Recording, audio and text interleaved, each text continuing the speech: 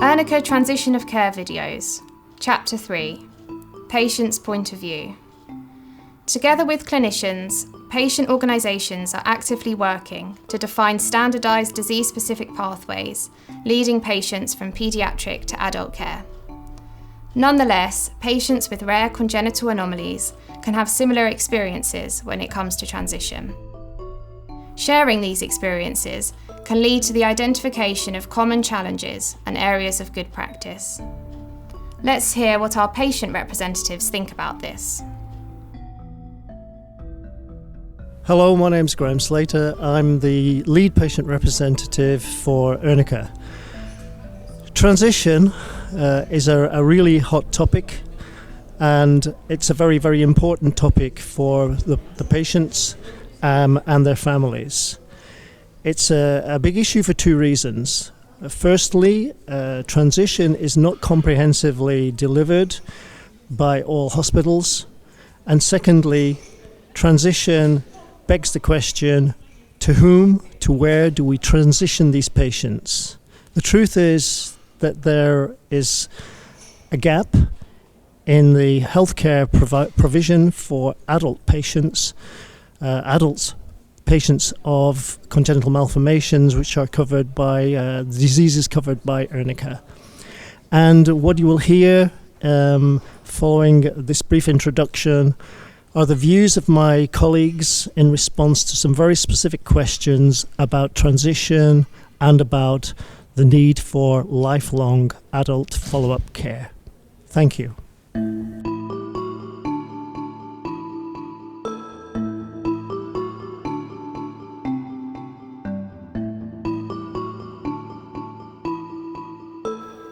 Within your patient community, do you think that ongoing long-term follow-up programs see all patients born with the disease you represent?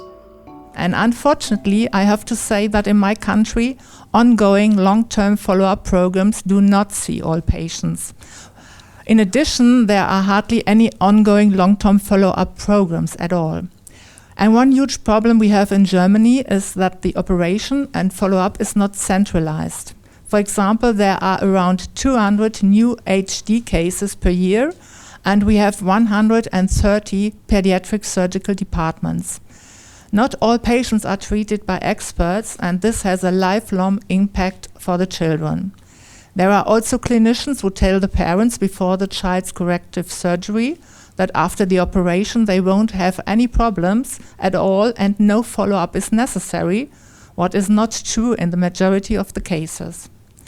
And even the expert clinicians we have in Germany do not all have a structured ongoing long-term follow-up program.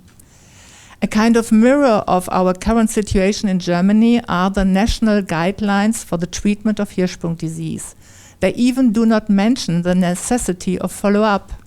These guidelines are being reviewed right now, also under consideration of the Örneke Hirschsprung disease guidelines, and in cooperation with us as patient organization. HD patients often face constipation and continence problems, which is a taboo. Therefore, they are sometimes too embarrassed to seek medical help, and HD patients are followed up by pediatric surgeons who are generally not allowed to treat them past the age of 18. They then have to consult clinicians for adult patients who often do not know much about the treatment of this rare malformation. It is one of the main goals of our patient organization to ensure that all patients are operated and followed up in centers of expertise, and to establish a structured ongoing follow-up program for children and for adults. The dissemination of the European guidelines, with their emphasis on the necessity of long-term follow-up, contributes to a better understanding of Hirschsprung disease, and this makes us hopeful that follow-up care in Germany will change from being absent or unstructured to becoming a standard part of the treatment of a child with Hirschsprung disease.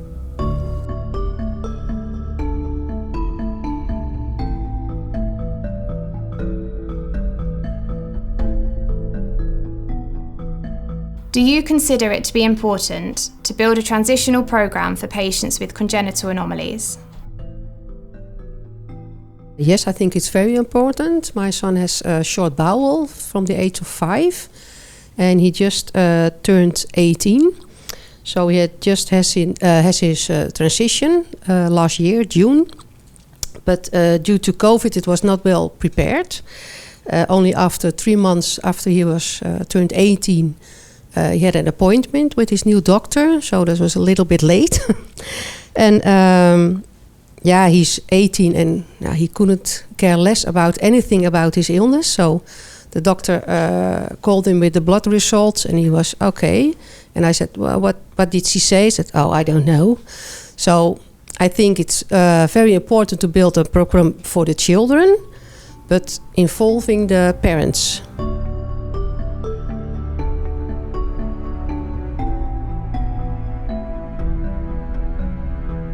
I think it's a good idea, and I also know that there is going to be a new program or protocol of transition. So I'm very happy with that. So my daughter will go into hopefully a smooth transition.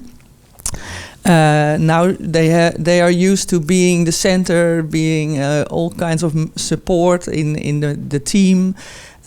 In all kinds of nice activities when they are hospitalized, because that's also a point I think have to be taken into account for this program, because when they're turning 18 and they are hospitalized, then they are on a different ward with all kinds of adult people, and I know that now she's not looking forward to that item as well, apart from a new doctor, a new team. And I would like to see maybe if there is a special ward designed for 18 to 25 years old people, young adults who have then a sort of smoother transition into the adult life, that they can do some more activities or plans or whatever they are organizing. And hopefully we will find some, as discussed, the surgeons for the adult surgery are also a little bit different than the pediatric surgeons. So hopefully the transition will be good, that we can see some doctors in advance instead of only when you're 18. Okay, this is your new doctor. Have a nice time, because I can imagine it's very emotional as well to have this transition, and hopefully for both parties it will be a good thing to have such a program.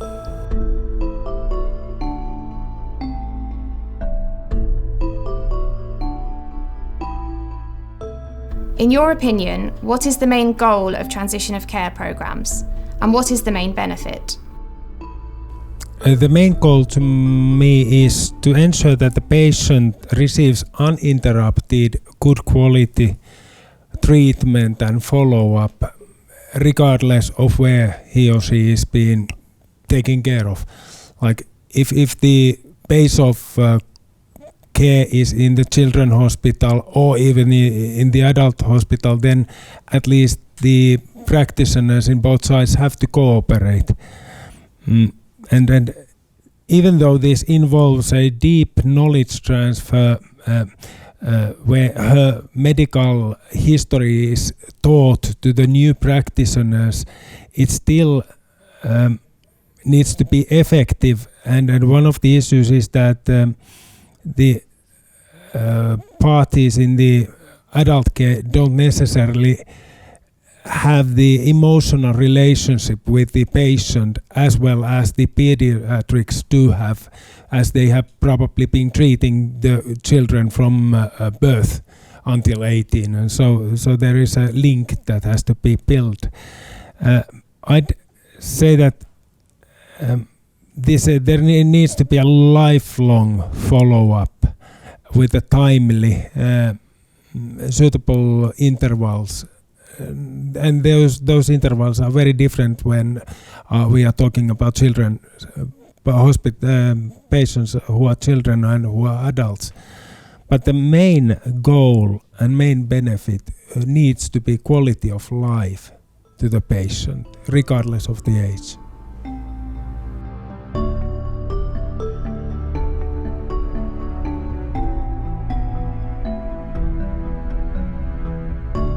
Do you think it's also important for you, as a parent or carer, or as a patient, to be guided through this process, in which you or your child transitions from paediatric to adult care?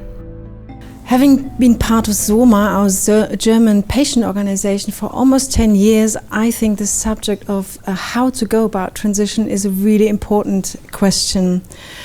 Because parents of teenagers with Hirschsprung's disease ask themselves, how can we support our child to become independent, to become a confident person despite of his or her rare condition they live with every day? Where do we find the right kind of support for our child outside our home? And where can our child get medical support when the pediatric surgeon cannot treat him or her any longer as an adult? Now, I would say that many teenagers with Hirschsprung's disease, if they have remaining symptoms, manage these really well.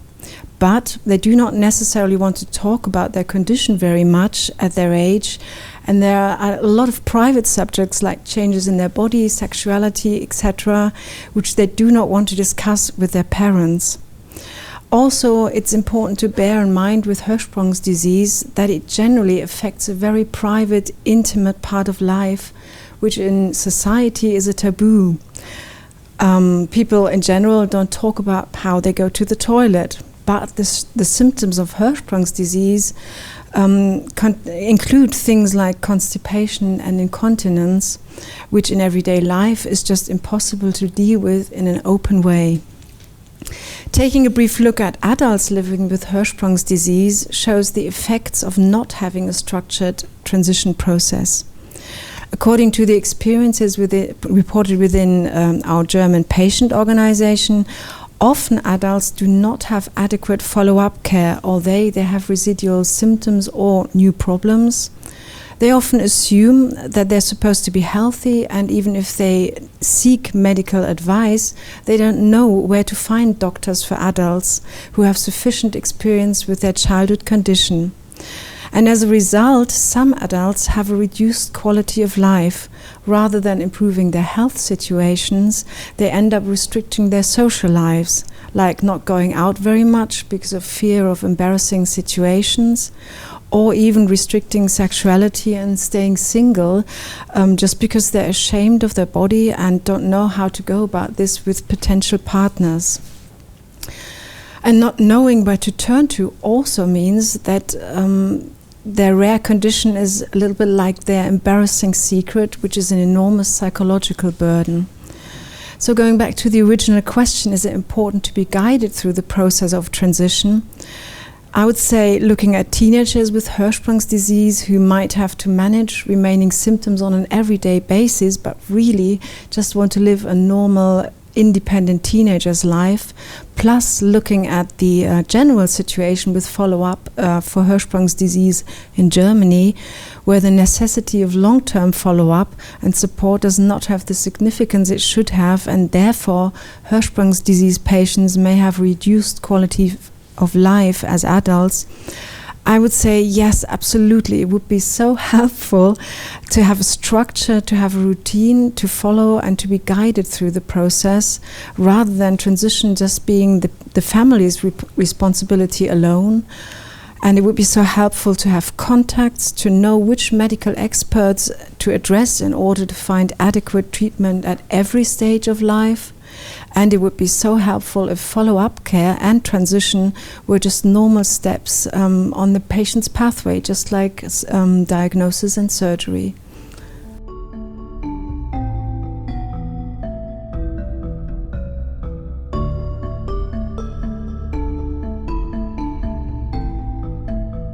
Transition assumes that adult care and follow-up is required. Do you think there's a need for lifelong follow-up for the disease you represent? We know little about the impact on the adult population, and because we see more babies surviving, we naturally see more ongoing issues, and we can learn from the adult population, which hopefully helps to improve research, care, lifespan, and ultimately quality of life. In particular, I think we need to learn more about pregnancy and childbirth, and these are normal everyday life events, and we don't know how this really truly impacts the adult population and the community in general. And this will not only help patients to live normal lives, but it will help people such as researchers and doctors and allied healthcare professionals to monitor things like familial clusters. So hopefully, if we can follow these patients from birth to end of life, we will learn much, much more about the disease, and that ultimately will help us to refine the patient pathway in the future.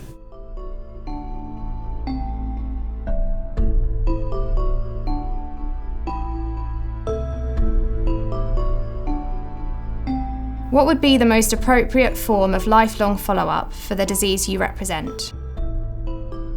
If I could bake my own hospital or my own transition, in a perfect world, patients with a rare congenital malformation of the esophagus called esophageal atresia have a lifelong regular checkup to which they are actively invited by an adult expert in their treating hospital. If any observation or developments have been previously seen, the patient already announced this for preparing the more individual diagnostics at the same day. In a broad anamnesis, all possible issues are checked, and if there is a need for further investigations, this must be explained and discussed with the patient. And in the end of the day, the patient has all necessary information and knows when his next checkup will take place.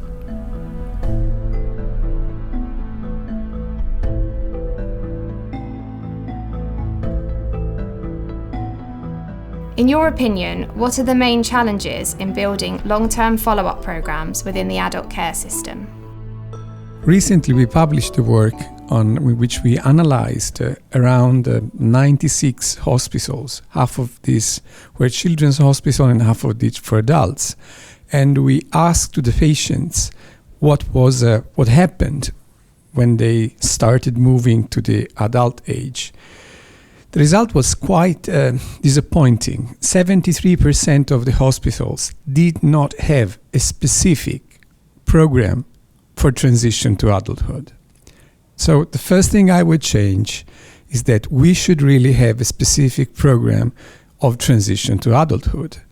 This has some specific requirements, and it's bridging the gaps between what we call medical training for pediatric age and medical training for the adult age. Currently, there's no one that is specifically dedicated or specialized in this specific field. So the other point is the interdisciplinary approach. What we see is that if a gap between an interdisciplinary approach in Hirschsprung disease is one of the main problems for young children, like for the, when under 14 years old, this problem increases exponentially in adults. What it means is that at the beginning, we are dealing with surgeons, but in the end, the surgeon has not the expertise to handle the vast majority of the problem that the grown-up child, that the adult encounters.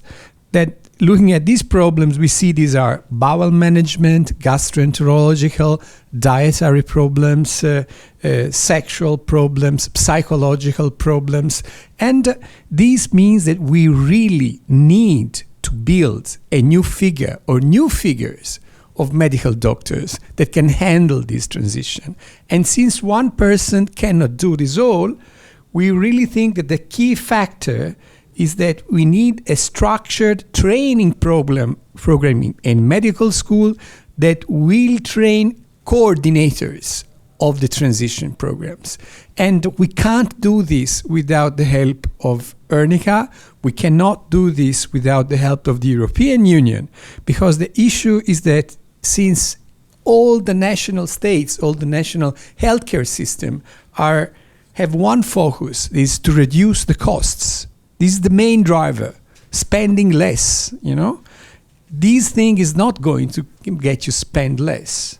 And so what I think we foresee for the future as Hirschsprung patients, my association is the Amore Association in Italy, is to create these figures, at least in a small number of specialized centers for Hirschsprung disease. Maybe 4 or 5 in the country, but this is really needed to really improve the quality of life of the adult and of the families.